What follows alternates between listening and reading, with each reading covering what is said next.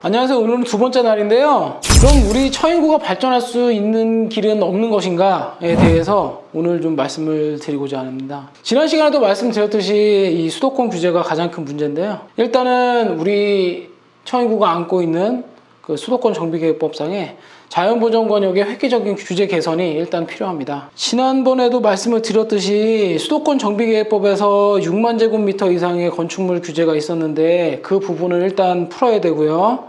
그 다음에 이게 3차 수도권 정비계획법이 2020년을 끝으로 이제 만기가 되는데 돌아오는 2021년도에 4차 수도권 정비계획법서부터는 이 건축물 규제를 10만 제곱미터로만 규제를 완화시켜야 하더라도 이 우리 처인구에 국가산단이 10개 이상 들어올 수 있습니다. 왜냐하면 6만 제곱미터로 규제를 해놓으니까 규모 있는 건축물들이 들어서지 못하고 10만 제곱미터 정도로 이걸 규제를 완화하게 되면은 규모 있는 건축물들이 들어서서 국가산단이 들어올 수 있는 순익분기점이 된다는 거죠. 그래서 수익성이 남기 때문에 일단 우리 처인구에 10개 이상 국가산단이 들어올 수 있기 때문에 규모의 경제로 인한 수익성을 담보할 수 있다. 이렇게 좀 말씀을 드리고 싶어요. 얼마 전에 강덕구라는 민주연구원 자치발전연구센터 본부장이라는 분이 좋은 말씀을 한번 해주셨어요. 이분이 지금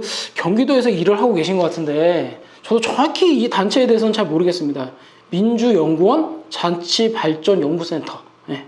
근데 이분이 어떤 말씀을 하셨냐면 지난 3차 때 수도권 정비계획을 할 때 그 당시 2004년에 수도권 인구가 47.9%였습니다. 47.9. 그래서 그 목표를 더 줄이려고 했는데 결과적으로 놓고 보면 내년이 2020년이죠. 오히려 그게 49.7%로 늘었습니다. 약 한 2%가 늘은 거죠, 인구가 오히려. 지금 그러니까 수도권 인구를 줄이고 여러 가지 과밀을 해소하고자 한 건데 오히려 결과론적으로 36년이 지났지만 정책을 잘못 시행하고 있는지 모르겠지만 결론적으로 오히려 인구가 집중되었고 여기까지 말씀하셨어요. 그러니까 지금 3차 수도권 정비계획법이 실패했다라는 거를 지금 자인하고 있는 거죠. 자, 두 번째, 아주 중요한 말이에요. 또 하나, 팔당 상수원 보존을 위해서 자연보전 권역으로 묶어놨습니다. 제가 1차, 첫 번째 그 유튜브 때도 말씀을 드렸죠. 이 부분은. 여주 이천만 묶어놓은 게 아니에요. 우리 처인구 대부분이 지금 자연보전 권역으로 묶여 있습니다. 거기도 보면은 수질 등급이 2등급에서 1등급으로 올린다고 해놨는데 아직도 지금 2등급입니다. 라고 말씀하셨어요, 이분이. 그런 거 보면은 여러 가지 규제라든지 했다고 해서 대책이 성공이 된 것은 아니지 않나 그렇게 생각이 듭니다. 저하고 똑같은 의견이에요. 우리 모현 포곡과 인근에 이제 광주시 같은 경우에는 오히려 상수원 보호구역이라고 규제가 하나 더 씌워져 있는데 이런 부분들을 보면은 3차 수도권 정비계획법이 실패가 아니었냐 이런 얘기가 나오는 거예요, 지금 계속. 그리고 또 하나 중요한 문제가 또 하나 걸려 있어요. 뭐냐면 청년 실업률 문제예요. 우리나라의 지금 청년 실업률이 지금 실질적으로 그 10% 정도로 넘고 있다고 지금 경제연구원이나 이런 데서 지금 공식적으로 발표하고 있는데 제가 알아본 결과로는 실질 실업률은 25%를 지금 넘고 있답니다. 그럼 실질 실업률이 25%를 넘고 있다면 이게 어느 정도로 큰 문제냐면 예전에 국내 한 경제학자가 이렇게 말씀했어요. 국내 청년 실업률이 20%를 넘으면 젊은이들이 폭동을 일으킬 거다.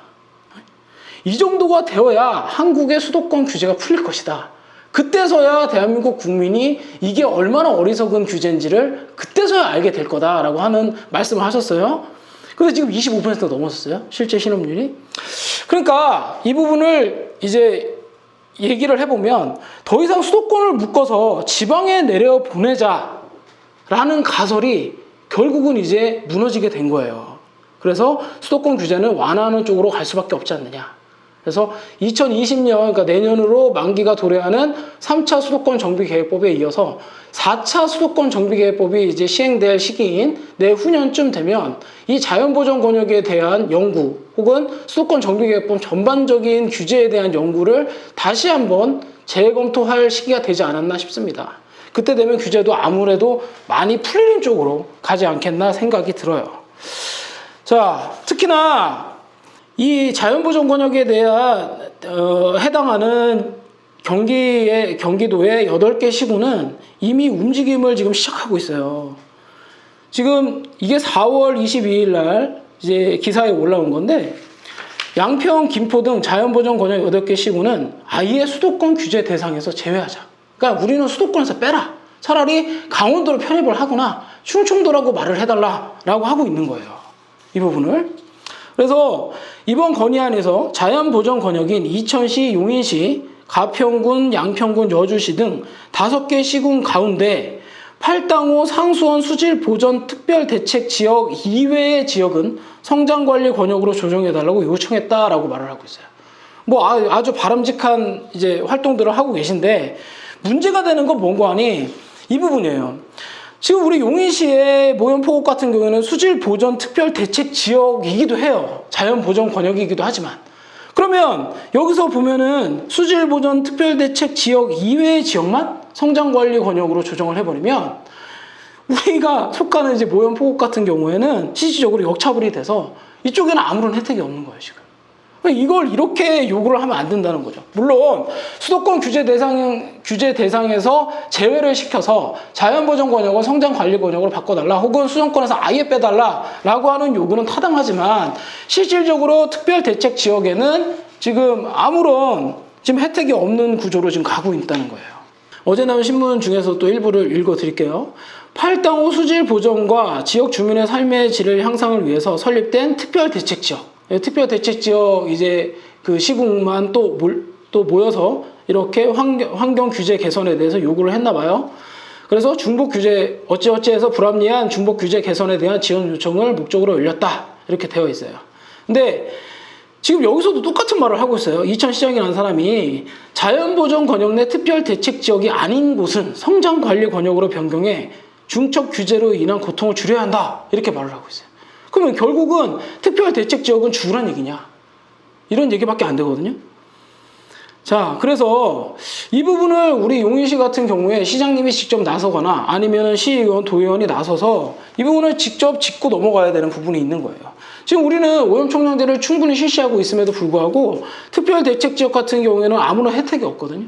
그 특별대책지역 같은 경우에는 혜택이 있으려면 첫 번째로는 상수원을 아예 옮기던가, 북한강 쪽으로 옮기던가, 두 번째로는 취소한 다변화를 하는 쪽으로 이런 요구를 해야 됐었어요. 근데 이런 요구를 아무도 안 하고 있는 거예요, 지금.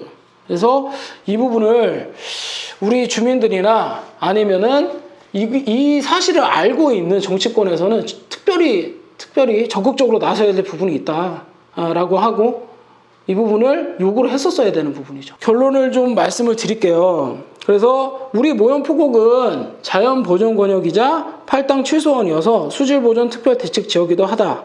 그래서 우리 용인시는 자연보전권역에서만 빼달라고 주장할 것이 아니라 특별대책지역을 위해서 취소원 이전 내지는 취소원 다변화 공약, 이 부분을 이행하라고 요구하고, 더불어서 우리 주민들 같은 경우에도 특별하게 이 부분을 그 정치권에다가 요구를 해서 꼭 받아내야 될 필요성이 있는 거죠. 그럼 만약 예정대로 수도권 규제 완화가 실시가 되고 자연보전 권역이 성장관리 권역으로 되고 마지막으로 취소원 이전까지 된다면 우리 모연포곡은 굉장한 호재를 맞은 게 분명해요. 왜냐하면 일단 서울 세종고속도로하고 57번 국지도가 내려와서 만나는 부분이 모연포곡이고, 또 하나는 아래로 내려다 보면 원삼이나 저 이동 쪽에 성장관리권역으로 묶여있는 쪽이, 이쪽이 지금 대규모 산단이 들어오게 되어 있어요. 그러면 특히나 판교나 분당 혹은 그 서울 동부 지역의 강동구 쪽으로 연결할 수 있는 길목이 우리 모연포곡이니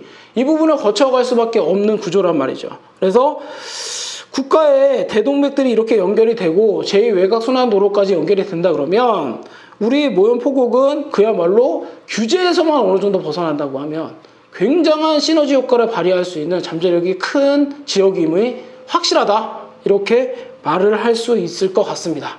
네, 오늘 여기까지 하겠습니다. 감사합니다.